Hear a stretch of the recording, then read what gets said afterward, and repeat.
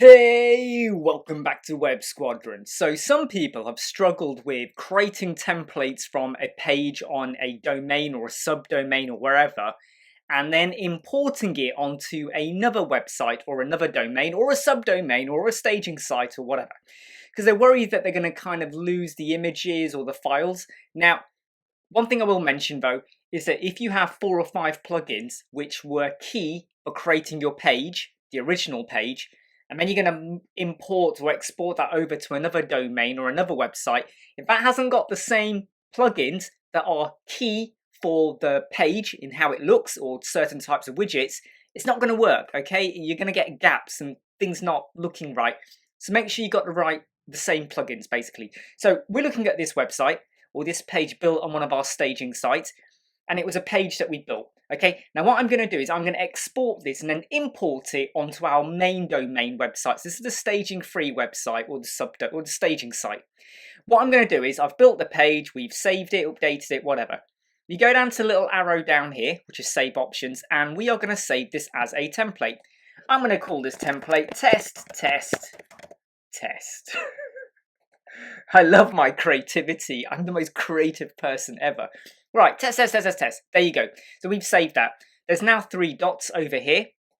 We're going to click the 3 dots and we're going to click export. We can delete as well if we want. Anyway, that's now exported over to my download folder. Okay, I just hit the wall with my finger. That hurt a little bit. Right, let's now just close that down completely. Completely closed down. Right, we're now gone over to our main Web Squadron domain. Okay, not the staging site.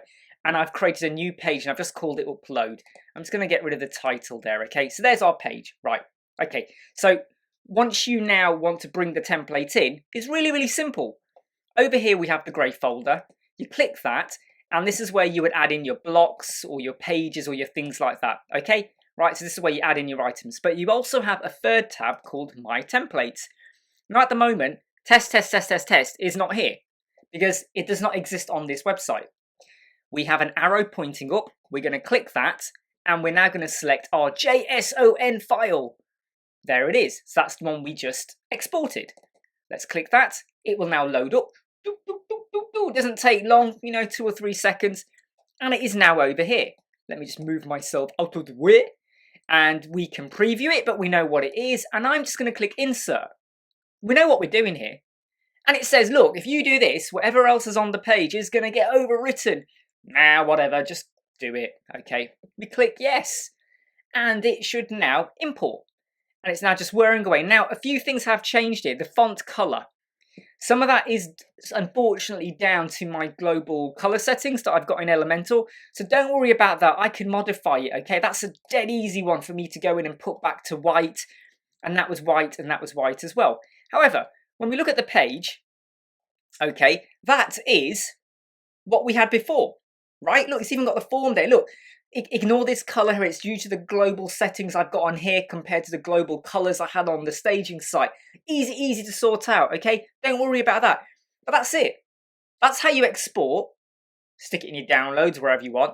And this is how you import. Grey folder, find your JSON, import it, insert it. Job done.